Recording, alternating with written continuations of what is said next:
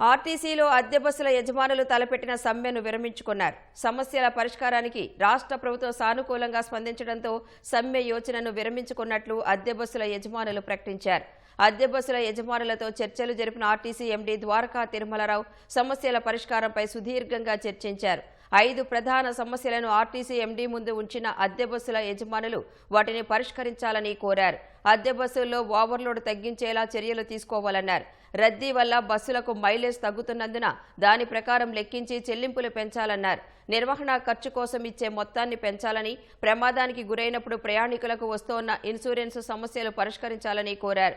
అలాగే అద్దె బస్సు వాహనాల కార్మికులకు ఇచ్చే వేతనాలను పెంచాలని బస్సుల యజమానులు ఆర్టీసీ ఎండీని కోరారు.